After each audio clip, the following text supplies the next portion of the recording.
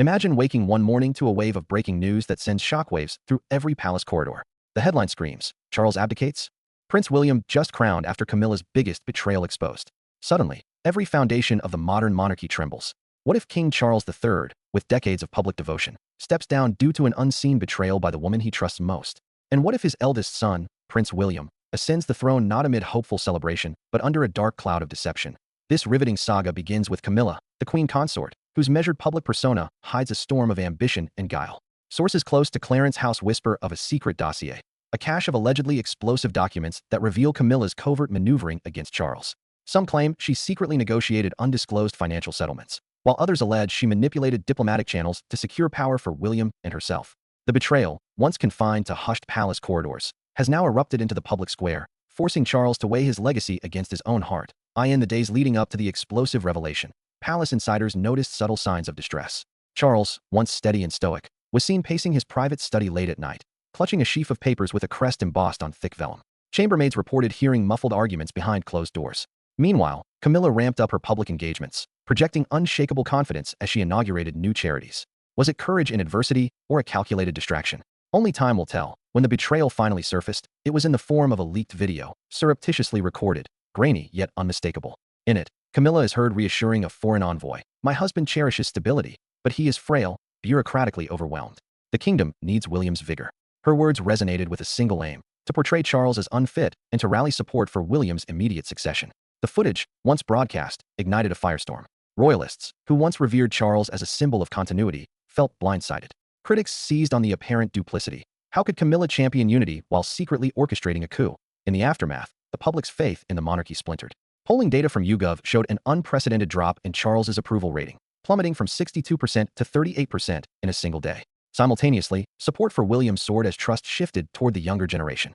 #LongLiveWilliam trended on Twitter as frustrated Britons called for transparency and accountability. In Westminster, MPs debated whether the king could lawfully abdicate under the Regency Act, while legal experts argued over the definitions of unfitness and monarch's consent. Under immense pressure, Charles faced a stark choice: confront the betrayal head-on and risk a public divorce fueled by scandal, or step aside to preserve the institution he had served so faithfully. In a televised address delivered from the throne room, he chose the latter, his voice trembling with emotion. "For the good of the crown and the unity of our realm, I hereby abdicate. My duty has been to serve, and now I must protect what I love most, our monarchy." The announcement stunned the world, marking the first voluntary abdication since Edward VIII in 1936. As Charles uttered his final oath, the atmosphere shifted. Westminster Abbey prepared for an unscheduled coronation. Crowds gathered along the mall, banners unfurled in shades of blue and gold, chanting, "God save Prince William." The air bristled with anticipation and unease. William, now Prince Regent, appeared at a balcony window, his countenance solemn yet resolute. The young monarch's eyes reflected the burden of legacy and the weight of betrayal. He raised the imperial state crown, its heavy circlet pressing into his brow, symbolizing a new era forged from chaos. This seismic transition has immediate implications. Internationally, ambassadors queued to swear allegiance to the new king. Diplomatic cables outlined contingency plans for Commonwealth realms, where the sudden change could trigger constitutional debates. Within the palace, the balance of power shifted irrevocably. Camilla, once queen consort, now wields an influence as queen mother, a title freshly conferred but shadowed by her actions. Will the public embrace her in this new role, or will her betrayal leave an indelible stain? For William, the coronation marks both triumph and trial. He inherits not just the crown but the fractured trust of his people and the complex legacy of his parents' union. In his first royal proclamation, he vowed transparency. "I will seek to rebuild confidence in our monarchy. The crown must stand for honor, service, and truth above all." Yet the young king must navigate the very intrigues engineered by his stepmother and reconcile his love for his father with his duty to the realm. Meanwhile, palace courtiers scramble to reassemble the shattered image of the crown. A private summit in Balmoral has been hastily convened, bringing together senior officers, legal advisors, and family counselors. The agenda is urgent: restore stability, salvage public trust, and manage a transition that most thought would only occur decades from now. The word damage control echoes in every corner as teams draft speeches, prepare outreach to Commonwealth leaders, and chart a path for Charles's life away from the throne. Outside the palace gates, public opinion remains volatile. Polls show a majority of Britons support Charles's decision, but skepticism lingers about the monarchy's relevance in the 21st century. Streets are lined with Union Jacks, banners demand transparency, and late-night television debates scour the allegations against Camilla for hidden motives. In this maelstrom of loyalty and doubt, one thing is certain: the betrayal that unhinged a reign has also ignited a new era. Time will tell. In those days of unprecedented upheaval, the palace's ancient walls seemed to breathe a new life. one fueled not by inherited privilege but by the fierce will to adapt. As autumn's chill settled over London, Prince William, now fully asserting his authority as king, presided over his first Privy Council meeting. Not a silent procession of robes and protocol, but a lean, focused gathering of his most trusted ministers. The agenda was strikingly modern. Implementation of the Crown Transparency Act, establishment of the Royal Integrity Office, and a frank review of every bond between the Crown and private interests. Cabinet ministers reported on how the reforms would reshape the relationship between the monarchy and its millions of subjects, embedding accountability into tradition at the same time. The newly titled Queen Mother Camilla found her role diminished, but not erased. She retreated to Clarence House, where she convened a small circle of lifelong confidants. Their mission was twofold: restore Camilla's standing by publicly launching a high-profile initiative, an expansive mental health fund for women, and privately work with palace strategists to navigate her new constraints. A memoir, long rumored to be in her hidden desk drawer, was reassessed. Advisors warned that any personal reflections might reopen old wounds. Instead, Camilla authored a series of essays in the Times on resilience and reconciliation, seeking to reclaim the public's empathy while respecting the boundaries set by her stepson's commission. Amid these personal dramas, the machinery of state carried on. Parliamentary debates on the Crown Transparency Act extended into the night hours, with MPs citing recent scandals as cautionary tales of unchecked secrecy. The bill's passage required amendments, defining undue influence, imprecise legal terms, and safeguarding private correspondence deemed truly personal. Lawyers drafted the final text to ensure it could withstand judicial review and respect the Queen Mother's residual privacy rights. Observers noted how this rare legislative focus on the monarchy echoed broader societal demands for transparency in business, politics, and culture alike. Internationally, William's coronation tour, originally slated for spring, was fast-tracked. His first overseas destination was Canada, where he addressed Parliament in Ottawa. The speech departed from script to acknowledge the complex legacies of empire and the need for a crown in step with 21st-century values. Our shared history demands honesty, he told legislators, and our shared future demands accountability. He visited indigenous communities, participating in truth-sharing circles to confront colonial wrongs, an unprecedented royal engagement. His genuine empathy and willingness to speak frankly about past misdeeds earned him standing ovations and praise across party lines. The tour's optics contrasted sharply with his grandmother's more ceremonial jaunts, signaling a monarchy unafraid to wrestle with its own past. Back in Britain, public programs tied to the Crown Transparency Act launched in schools and local councils. Citizens could now access annual reports on royal expenditures, committee hearings, and policy memoranda via a dedicated government portal. Town hall meetings featured ministers and royal liaisons taking questions on budgets and royal initiatives. Media critiques shifted from tabloid gossip to data journalism, analyzing spending patterns and the real-world impact of royal patronages. The monarchy, once seen as aloof, seemed to embrace this new era of data-driven public service. Within the palace itself, a symbolic gesture reinforced change. William personally knelt before the cenotaph at Whitehall on Remembrance Sunday, an act traditionally reserved for the monarch alone. But this time, after laying a wreath, he picked up the microphone and addressed the crowd. "We honor those who sacrificed for our freedom. Let us also honor the truth, that we may safeguard those freedoms for generations to come." His impromptu remarks, broadcast live, underscored his commitment to transparency as deeply connected to service and remembrance at Clarence House. Camilla watched the broadcast and reflected on her own path forward. She recognized that her role had shifted from that of a behind-the-scenes influencer to a public advocate for social causes, operating within the stricter framework established by William.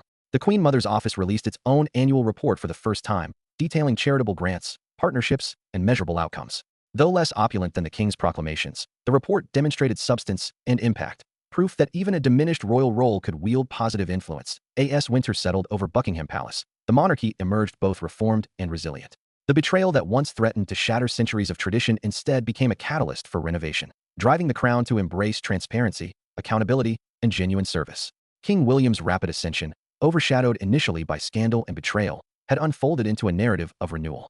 Camilla, while forever marked by her missteps, still stood as a testament to the potential for redemption and purposeful contribution that in the grand tapestry of royal history. These months would appear as a turning point, the moment when a courageous heir weighed personal loyalty against national duty, chose reform over denial, and led an institution into the light of scrutiny and service. As King William looked out from the palace balcony, surveying a realm poised between past and future, one truth emerged above all. In a world demanding accountability, a monarchy that answers with openness may stand stronger than ever before. In the wake of the crown's most turbulent chapter, the realm watched as King William set his sights on a future defined not by inheritance, but by earned trust. Palace courtyards bustled with fresh activity, teams lining the gardens for new public gatherings, craftsmen restoring ceremonial regalia, and ministers drafting speeches for the upcoming state opening of Parliament. Yet behind the pomp, a deeper transformation was unfolding. The monarchy's ancient lodestar, service to the people, had been recalibrated to meet the expectations of a modern age. King William's early reign hinged on one simple promise: transparency isn't a weakness, But the cornerstone of lasting authority to that end, the Royal Integrity Office, RIO, swung into full gear. Housed within the sprawling wings of Buckingham Palace, RIO's glass-fronted corridors symbolized the Crown's new ethos, visibility and accountability.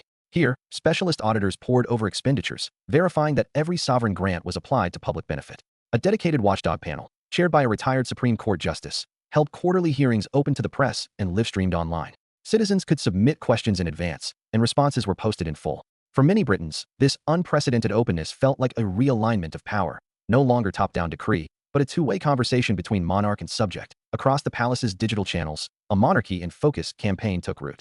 Short documentary clips featured behind-the-scenes glimpses of royal workflows, conservationists restoring Queen Victoria's jewelry, archivists cataloging centuries-old correspondence, and culinary teams preparing state banquets. Each video concluded with a prompt inviting viewers to suggest topics for future episodes, from how we vet diplomatic gifts to the art of drafting a royal address.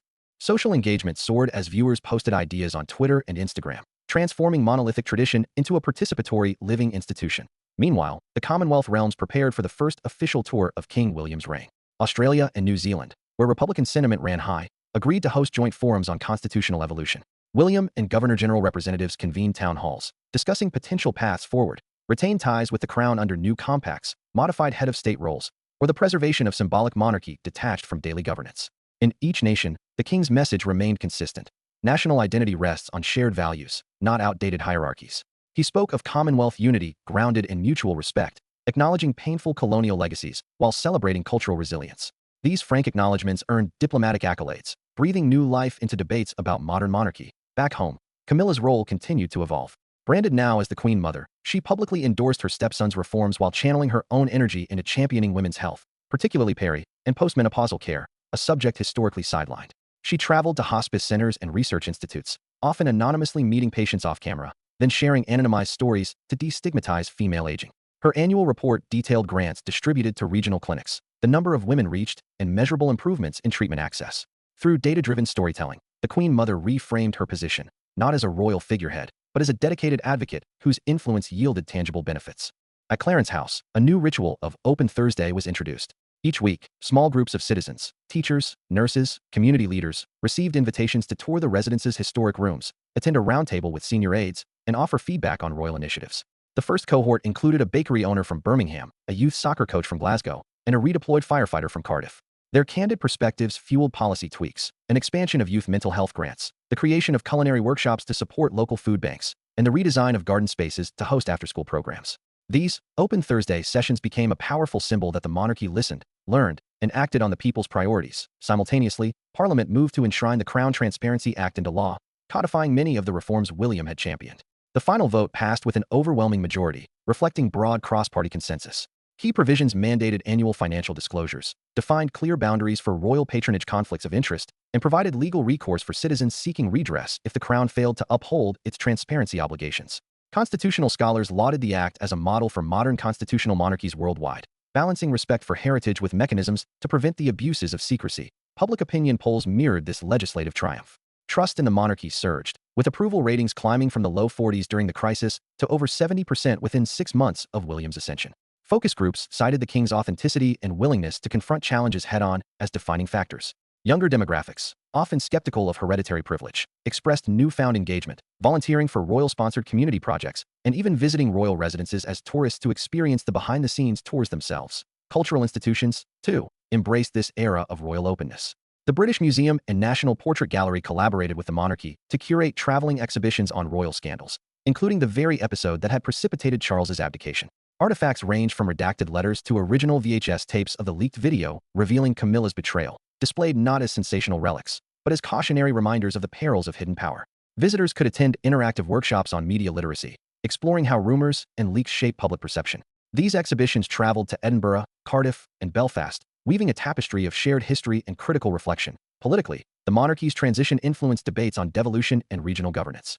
In Scotland and Northern Ireland, leaders noted that a transparent, service-oriented crown could serve as a unifying symbol amid tensions over autonomy and union. Dialogues surfaced about whether devolved assemblies might adopt parallel transparency measures. Public councils streamed online, similar to Rio's hearings, strengthening accountability across all levels of government. The monarchy's example became a catalyst for democratic innovation beyond Westminster's walls that on the international stage.